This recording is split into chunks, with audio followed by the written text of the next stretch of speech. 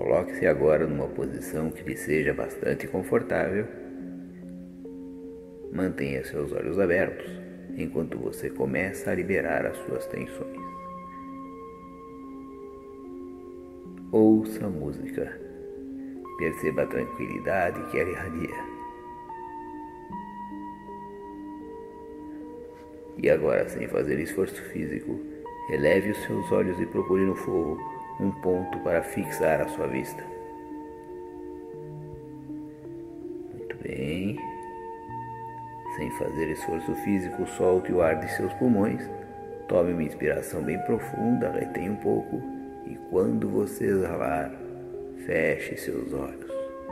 Solte o seu corpo e você vai entrar numa dimensão de consciência mais profunda. Perceba que seu corpo gradualmente vai entrando num estado de relaxamento que torna-se cada vez mais profundo, cada vez mais intenso. Lembre-se de uma ocasião em sua vida quando você estava em paz. Traga para este momento esta mesma sensação de paz e sinta-se em paz. Envolva-se com esta paz e solte ainda mais o seu corpo. Repita mentalmente: vou assistir ao curso Tarô, a magia e a prática em sua etapa avançada. Terei ótima concentração e estarei muito atento e desperto, com todos os meus canais de compreensão bem abertos. Futuramente, sempre que necessitar de qualquer das matérias que hoje serão apresentadas, terei fácil e rápido acesso à sua lembrança. Agora, imagine que o Senhor do Tarô está aí junto de você. Imagine que um forte facho de luz parte do centro da galáxia e invade este local onde você está. Você está ligado, neste instante, ao grande arcanjo do Senhor Metatron, que cobre você com sua sabedoria. Abra sua mente, abra o seu coração e permita que esta luz tome conta de todo o seu ser.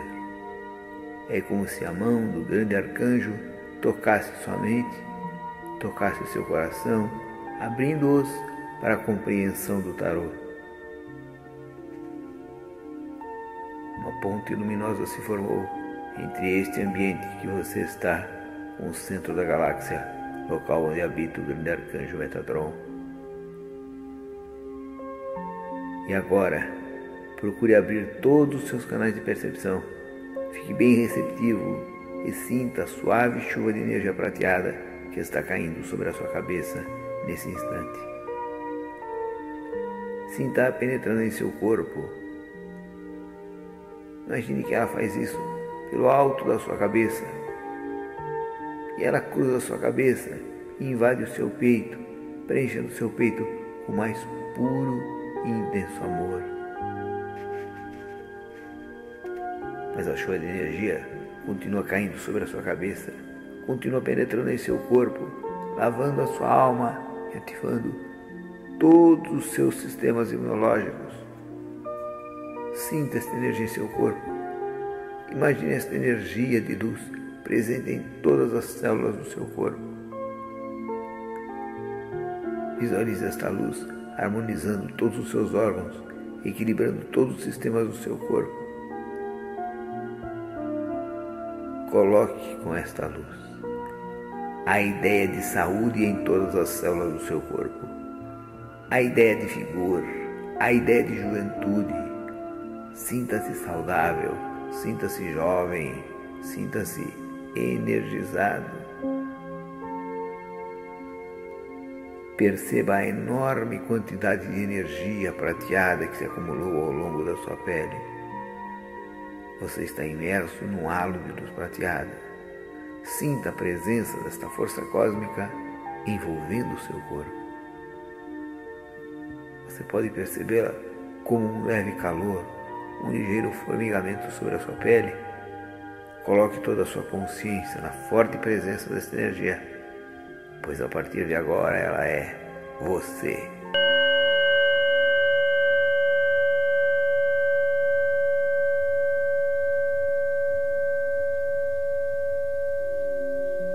de instantes, você vai contar de 1 a 7, voltando ao tempo presente.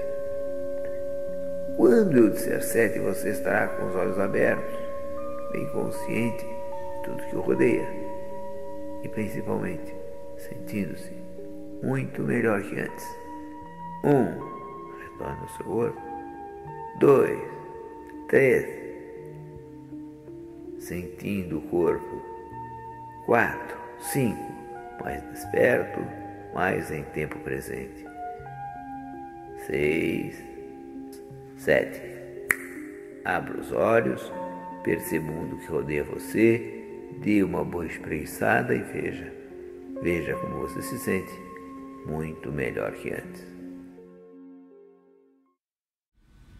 Que bom que você resolveu continuar com seus estudos de tarô, dando início agora a esta segunda etapa, o universo holográfico do tarô.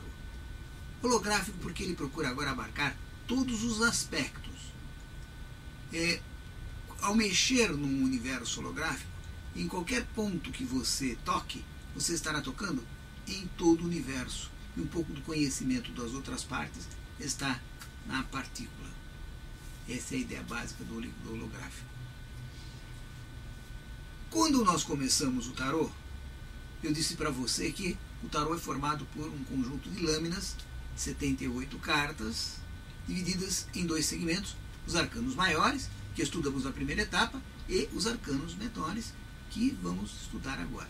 Os arcanos, por sua vez, também se dividem em 4 segmentos, que são os 4 naipes do baralho. Nós temos espadas, paus, copas e ouros. Ouros. As cartas de ouros representam a matéria. É a terra. Porque cada naipe corresponde aos 4 elementos: ar, fogo, terra e água. E então temos a correspondência: ouro com a matéria, com a terra. Temos as espadas, que representa a vontade, a determinação, a ação do homem, e o elemento fogo. Perceba que todo aquele movimento do fogo, de ação, de ir em frente, de queimar, correspondente às espadas, onde colocamos a nossa vontade, a nossa ação. Paus, que representa o elemento ar, que são os pensamentos, o mundo mental, as ideias, a intelectualidade, a espiritualidade. E copas, que representa a água, as emoções, os sentimentos, a profundidade. Os antigos diziam que desses 4 elementos se formaram todas as coisas do universo. Eu posso ter uma pedra, como esta aqui, então ela pode ter mais terra, um pouquinho de fogo, um pouco de água, um pouco de ar, e com isso, por quantidades diferentes, eu tenho a diferença entre esta pedra e esta vela que está aqui na minha mão. Os dois têm a mesma, os mesmos elementos, formados pelos mesmos elementos, em quantidades diferentes. Isso o tarô nos traz, quando ele nos coloca os 4 elementos, para que nós possamos estudar todas as coisas do universo. A ideia que você está tendo aí agora é formada por uma quantidade de terra, por uma quantidade de ar, por uma quantidade de espada e por uma quantidade de água. O garfo que você comeu o café da manhã hoje, outro tanto. A saudade que a maricota tem o Joãozinho também é formada por esses 4 elementos.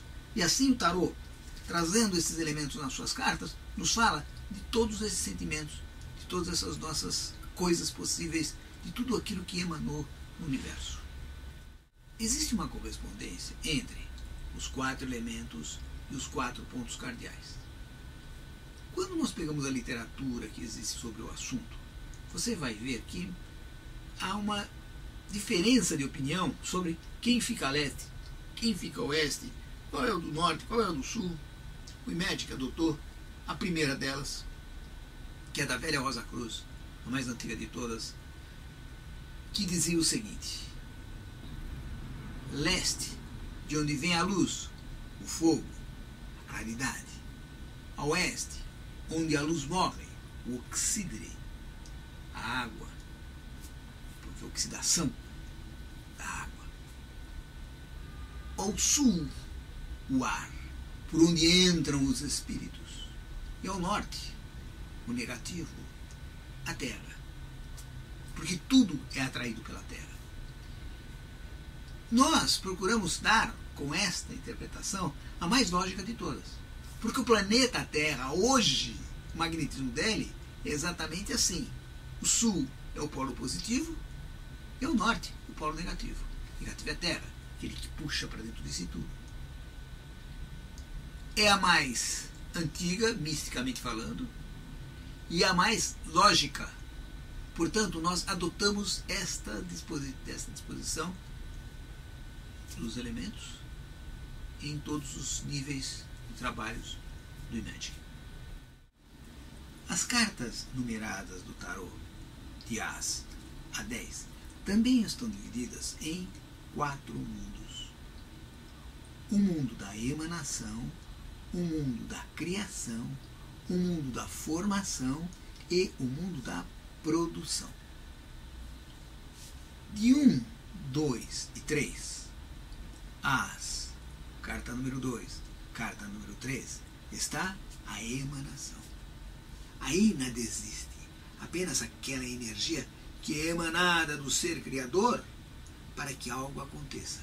Talvez a matéria-prima que esteja sendo colocada no universo para que as coisas venham a acontecer. A carta 4, 5 e 6 é o mundo da criação.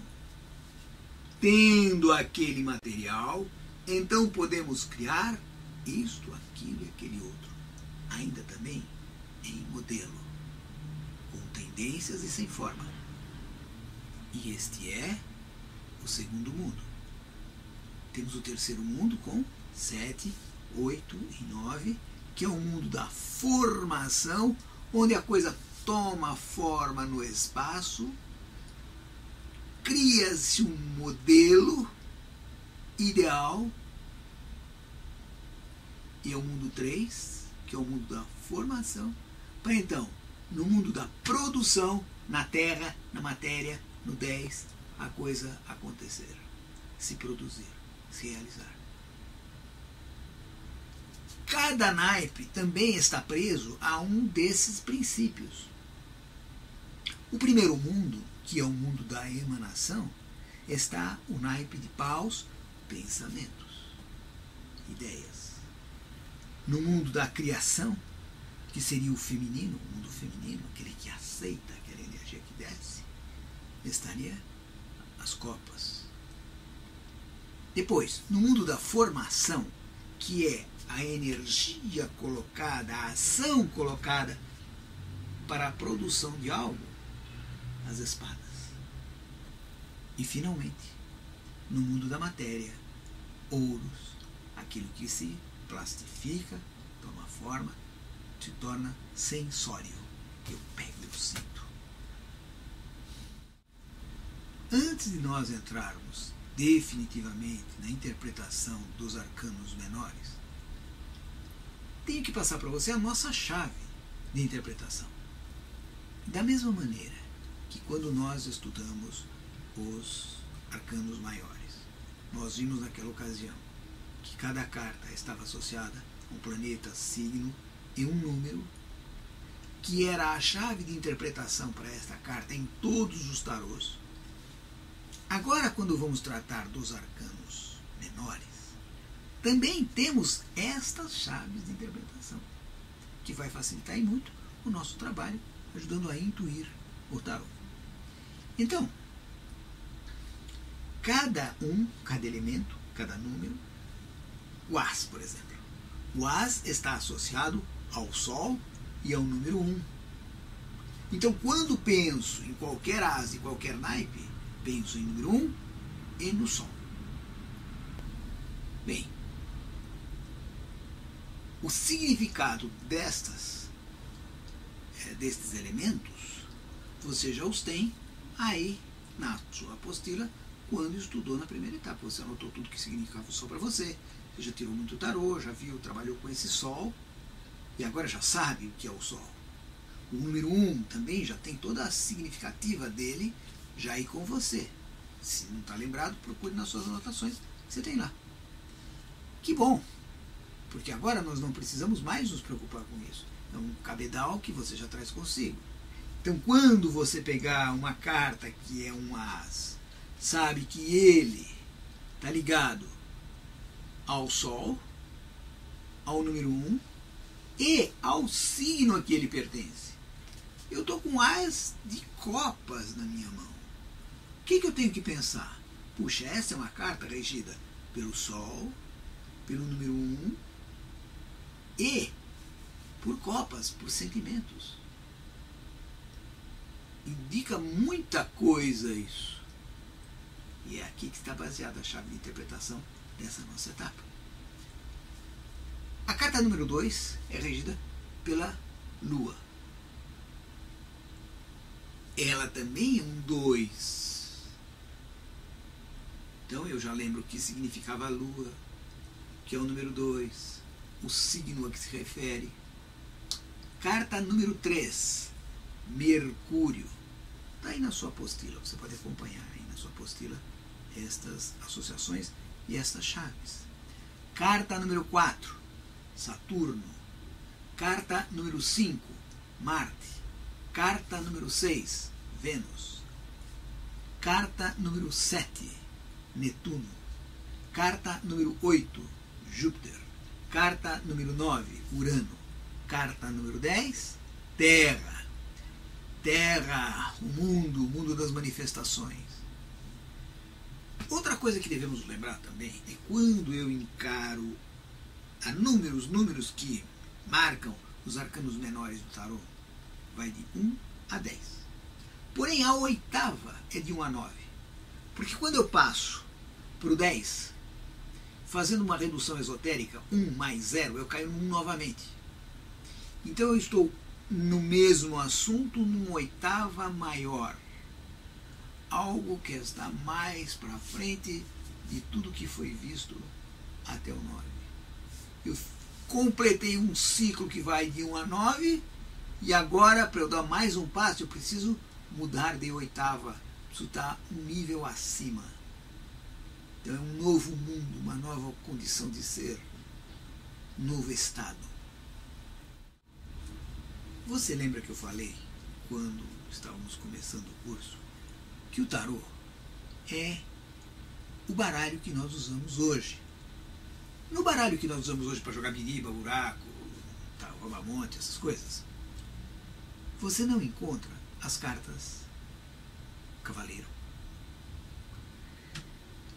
e os arcanos maiores. O único arcano maior que você encontra é o louco. As outras cartas todas foram retiradas.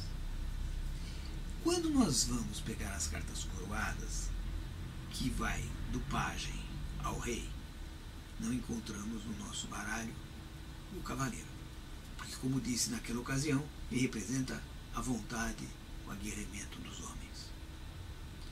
Então, nós vamos, neste caso, vamos interpretá-lo sempre pensando que há algo que incomoda aos senhores dominantes do planeta. Existe uma regra para facilitar a interpretação dos arcanos coroados, que é uma historinha. Imaginem uma história fantasiosa em que uma princesa foi raptada e presa numa torre guardada por um dragão. E a rainha quer muito sua filha de volta. Então ela convoca cavaleiros para que venham socorrer, salvar a sua princesa. E cada cavaleiro vai se comportar de acordo com o seu signo. O de copas. O cavaleiro de copas será um amoroso, um amante, uma pessoa que vai procurar os bons aspectos do dragão. Cada rainha vai se comportar da maneira que lhe é respectiva característica do signo que está. O rei e o pajem. O pajem é aquele que dá armas, prepara o cavaleiro para o confronto. Então, o de paus dá a estratégia, o de ouros dá a espada, os armamentos. E isso tem que ser considerado e facilita muito na hora de você pensar sobre as cartas coroadas. Em cada signo, eu vou estar falando, contando a história dentro do ponto de vista daquele signo. Pode ser que você esteja fazendo uma certa confusão aí. Quando eu falo signo, estou falando em naipe também, né? É uma coisa que está marcada. Signo é uma marca. Naipe é uma marca. Então, é aquela qualidade. É como a camisa de um time de futebol. Essa camisa aqui do Magic é a marca, é o signo, é o símbolo, é o naipe do Magic. Bem, a doutrina da tradição. Você sabe o que é a doutrina da tradição, né? Doutrina da tradição é a massa de conhecimentos que é passada boca, ouvido, de mestre a aprendiz durante gerações. É ela que guarda todo o conhecimento universal que vai sendo transferido dentro de escolas de ocultismo e que mantém toda a velha tradição e os conhecimentos antigos e primordiais. Então a doutrina da tradição diz que a energia primordial, tem vários nomes dessa energia, tem nome de prana, tem nome de energia vital, tem nome de anima mundi, luz do mundo, luz astral. Cada entidade tem a sua palavra que a define. E eles dizem que esta energia primordial manifesta-se como 4 correntes de energia. A corrente do ar, a corrente do fogo, a corrente da água e a corrente da terra. O fogo é uma energia irradiante, excitável, entusiástica. E é através da sua luz que se pode perceber as cores do mundo. A água está ligada ao reino das emoções mais profundas. Elas estão também ligadas às reações dos sentimentos. O ar é a energia vital, relacionada à respiração. É o mundo das ideias arquetípicas, aquelas ideias que pertencem ao todo. E a terra representa o mundo da forma, sentidos, a mente racional, aquilo que a maioria das pessoas encaram como a única realidade. Bem, como você sabe, no Magic nós levamos em consideração a carta direta e a carta inversa, de pé e invertida. Sempre considerando a posição da carta o leitor, não o consulente. Porque eu estou lendo. Se eu estou lendo um livro para alguém, a menos que eu seja atleta da leitura, eu vou ler o livro de pé para mim e o outro que está na minha frente vê o livro de cabeça para baixo. É assim que funciona.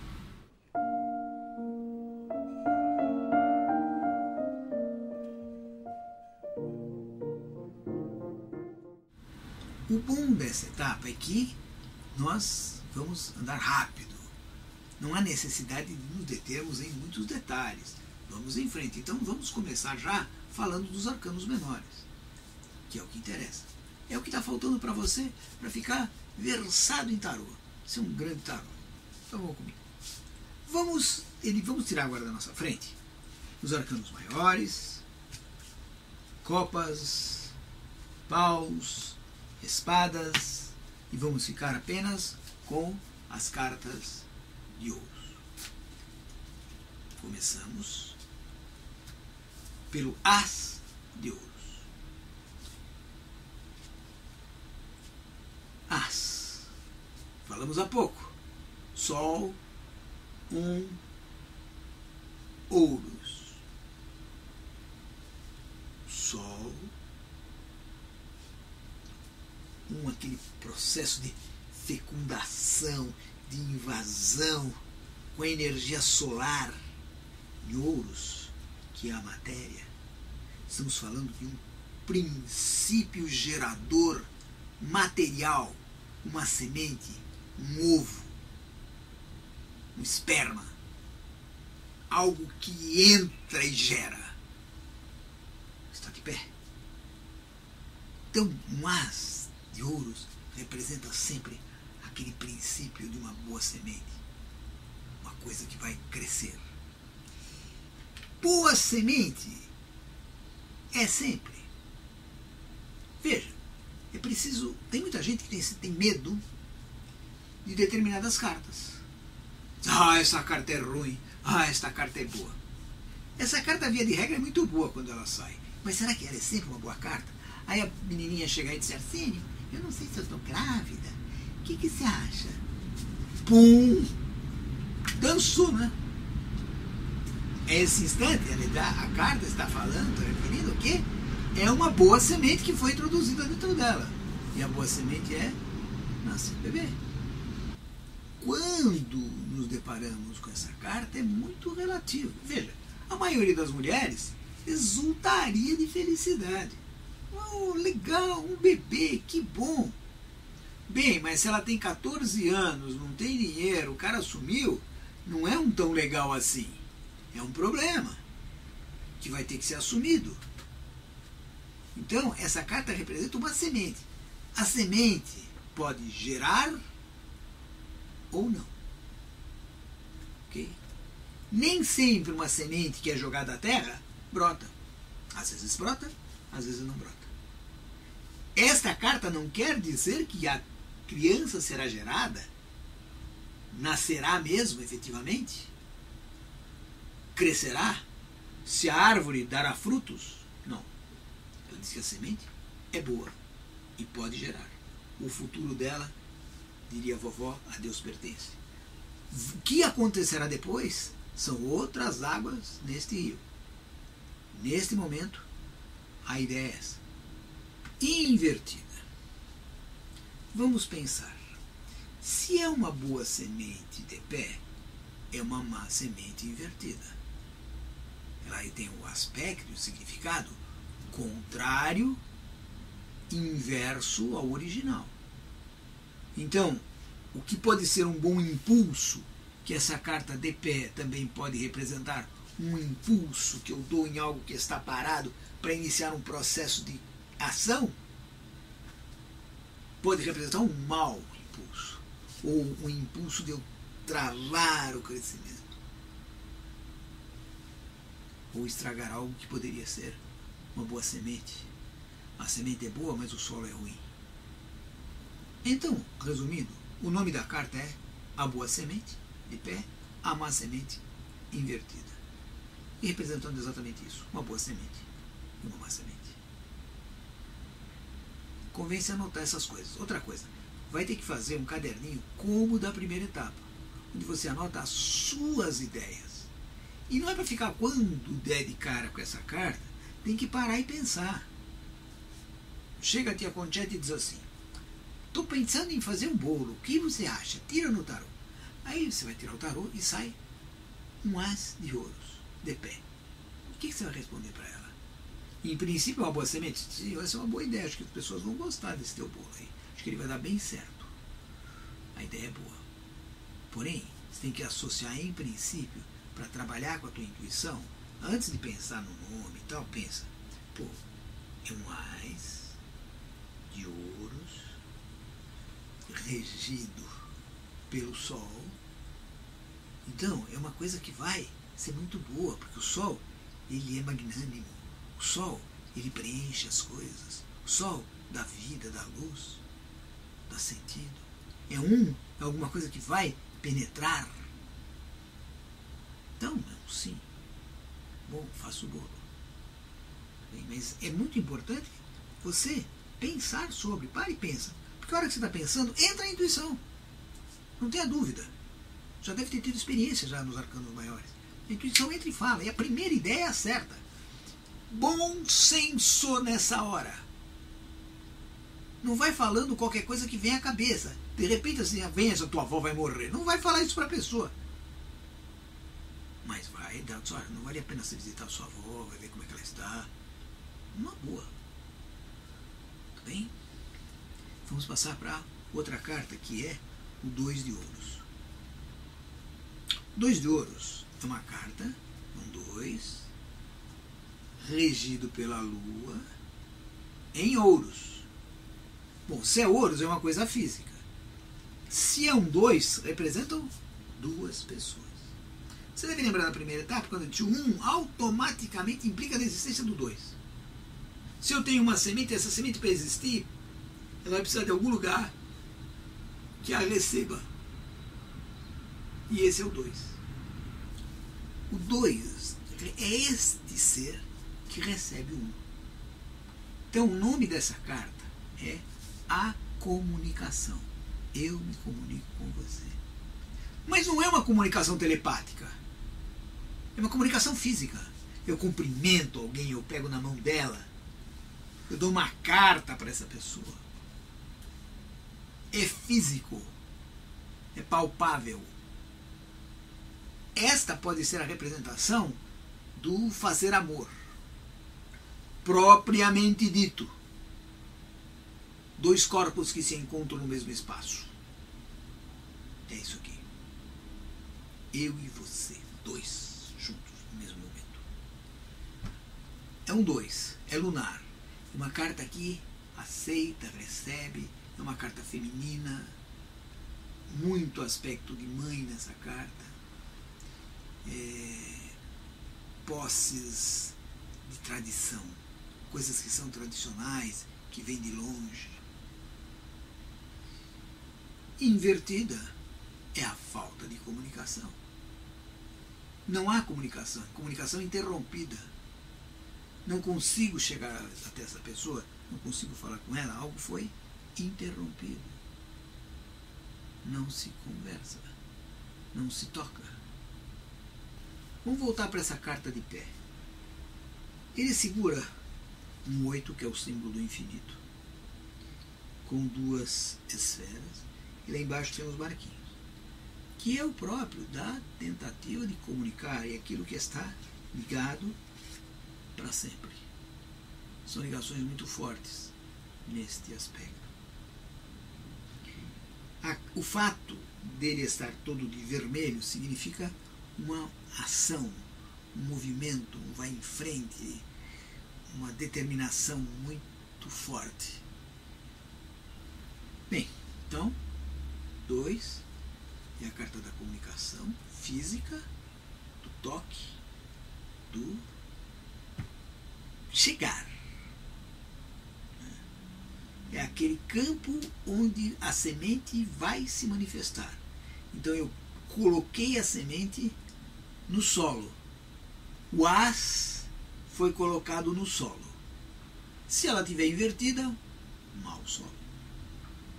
Se ela estiver de pé, bom solo. O 3. Você deve lembrar que 1, 2 criou uma tensão. E essa tensão vai se resolver no 3. 3 é a criação. 3. O nome da carta é o arquiteto. Quem é o arquiteto?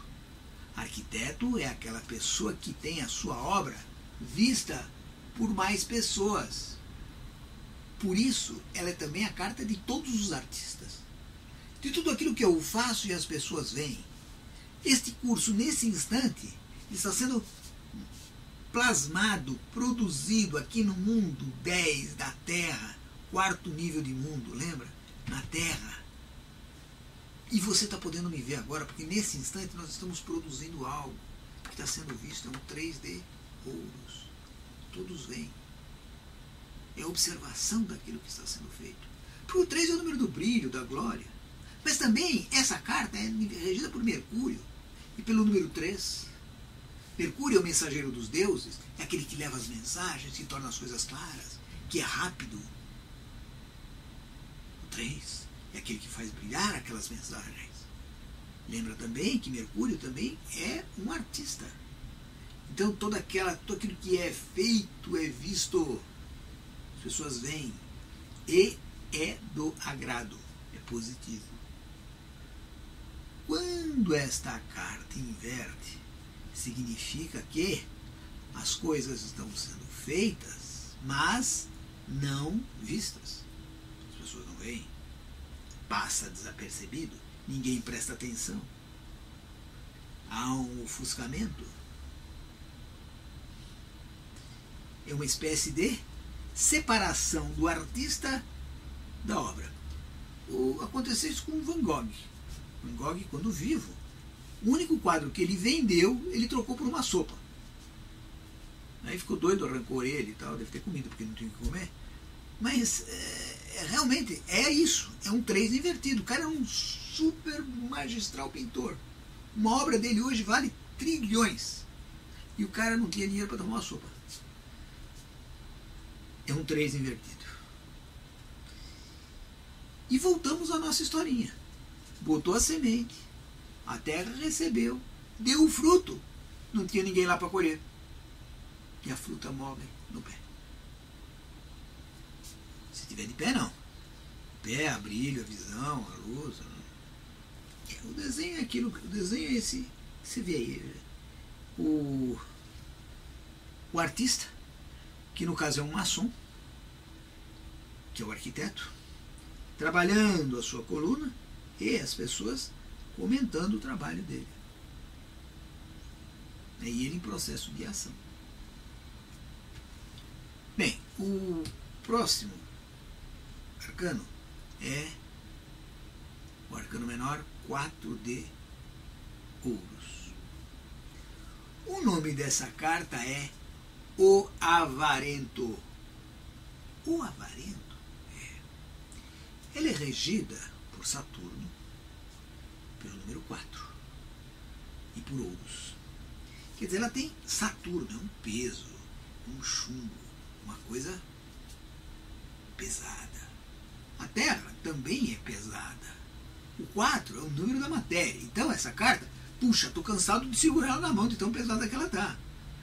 O que ela fala para mim? Ela fala não é fala do armazenamento. É quando eu recolho o fruto e o armazeno. Ele é um 4. É um momento de parada. A produção foi recolhida, armazenada e para. Tá estabulada, esperando uma solução para ela. Está tudo parado. Por isso, essa carta representa um instante de parada. Normalmente, quando esta carta sai de pé, nós dizemos assim, olha, você está precisando pensar um pouco mais em você mesmo, em guardar para você, em segurar as coisas consigo. Todas as pessoas já experimentaram aquela sensação muito estranha de momentos antes da grande tempestade. Primeiro venta muito, cai muitos raios, de repente a natureza para, não há um vento, não há um pio, há um grande silêncio, uma grande parada. Essa é a carta 4, é esse instante em que a coisa para um descansar, para um repousar. Nada acontece. Há uma espécie de travamento, onde tudo fica estanque. E como nós estamos falando da matéria, tudo está muito preso, muito parado. Esta carta, quando invertida, ela se transforma numa espécie de buraco negro, aquilo que puxa para dentro de si tudo. Buraco negro é aquele que não deixa a luz sair de perto, traz tudo para dentro de si. É um grande vazio, um grande vácuo, um grande buraco, um grande precipício. É quando nós nadamos e não chegamos à margem. É nadar contra a maré, é nadar contra a corrente. São aqueles momentos em que parece que o buraco não tem fim. Quando a gente acha que chegou no fim do poço, descobre que esse poço tem subsolo, tem buracos mais para baixo. Ligado a ele está a noite escura da alma, que é aquele momento em que não há nada que possa ajudar, em nível de sensação, né? Muito difícil se encontrar esses momentos dessa dramaticidade que eu estou passando para você nesse quadro invertido. Via de regra, um 4 é uma carta de alguém ou de uma situação muito egocêntrica, muito egoísta, que quer tudo para si e não quer nada para os outros. Que é muito diferente do 4 de pé, porque o 4 de pé ele está armazenando. Eu não estou guardando exclusivamente para mim, estou armazenando algo. Se eu inverto, aí não, eu estou pegando do outro e trazendo para mim. Estou pegando as tuas coisas, como que às vezes roubando, mas não é uma carta de roubo, mas é uma carta que se aproveita dos demais, impedindo que estas pessoas usufruam dos seus bens. Então eu posso tapear alguém para que ela não fique com um lucro. Posso vender uma coisa acima do preço do que estava combinado. Posso tirar vantagens. Essa é própria aquela carta do brasileiro do Gerson, que gosta de ter vantagem em tudo. Não é assim que se vive dentro da humanidade. Pelo contrário, nós devemos ser justos, ter o seu, mas permitir que o outro tenha o dele. É uma ilusão pensar que para um ser rico, alguém tem que ser pobre. Isso é besteira. Riqueza é uma coisa individual, pessoal. E a pessoa é rica por dentro. Tem cara que tem muito dinheiro e é pobre. Pensa dessa maneira. Então, resumindo, um 4 de ouros, a carta do avarento e a carta do buraco negro. Eu gostaria que você parasse agora, e em todas as vezes, e pensasse nestas cartas, independente das indicações que eu estou dando. Que eu estou dando o mínimo possível. Se você for procurar no livro, vai encontrar uma série de outras interpretações para essas cartas. Não é do meu interesse que você fique preso a muitas definições. É preciso que você tenha as suas próprias. Se você começa a jogar tarô, ele começa a ensinar para você o que ele significa. E você guarda aquilo para futuras relações, para futuras leituras. Mas, em princípio, é muito importante você parar e escrever. Puxa, essa carta é uma carta de ouros, é um 4, regida por Saturno. O que ela significa? Que informações eu posso tirar disso? Você lembra que tem tanta coisa que Saturno fez? Castrou o pai, foi o grande senhor do universo, perdeu para Júpiter. Então tem muita coisa para você parar e pensar do próprio 4. Porque aquelas coisas que você botou no número 4 estão presentes nesta carta. E é importante você pensar e deixar que isto venha à tua mente, principalmente na hora da leitura. Estou dando ênfase a isso, porque é isso que define um tarólogo legal e um tarólogo meia-boca. E não quero que saia daqui um tarólogo meia-boca. Vão dizer, o Arsênio fica criando tarólogos meia-boca. Você não será um tarólogo meia-boca, é um grande tarólogo, porque saiu daqui do Imética. É assim, faça e verá. Se você fizer o que eu estou te falando, vai dar certo. Eu tinha um professor de desenho na minha infância e juventude, que ele dizia assim, em 3 meses vocês vão estar resolvendo qualquer problema de desenho, que haviam problemas de desenho geométrico, usando o meu método. E eu duvidei. E também não estudei. E eu estava chegando nos 3 meses, todo mundo estava resolvendo o problema e eu não.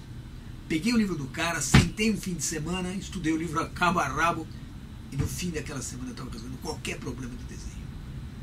Estou falando para você agora. Da mesma maneira que o professor Marmo falou para mim. Faça e verá. Faça no seu caderno, escreva. Não tenha medo de tirar tarô.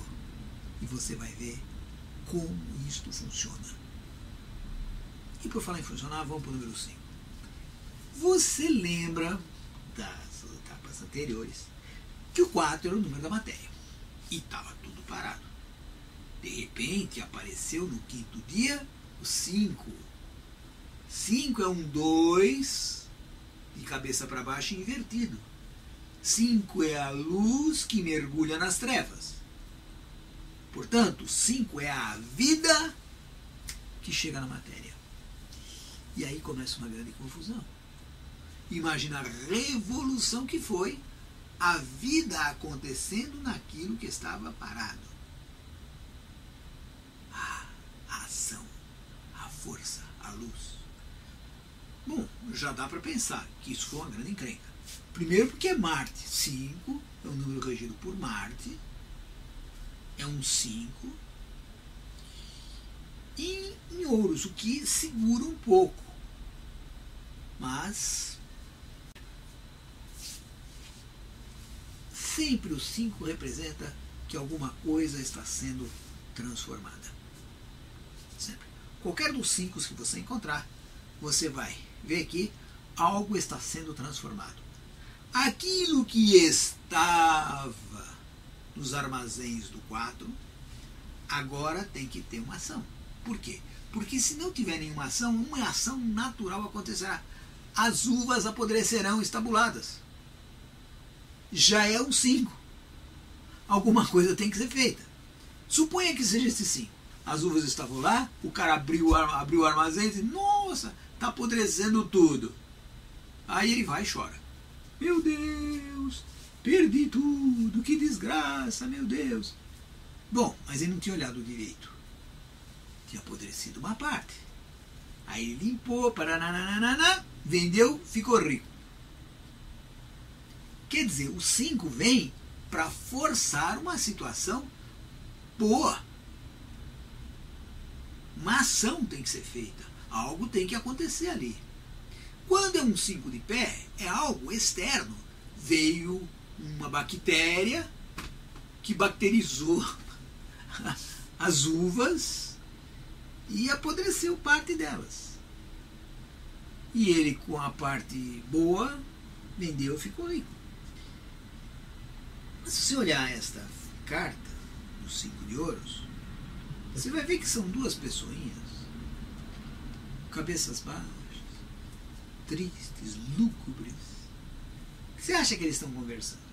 Estão conversando da minhoca que eles vivem, né?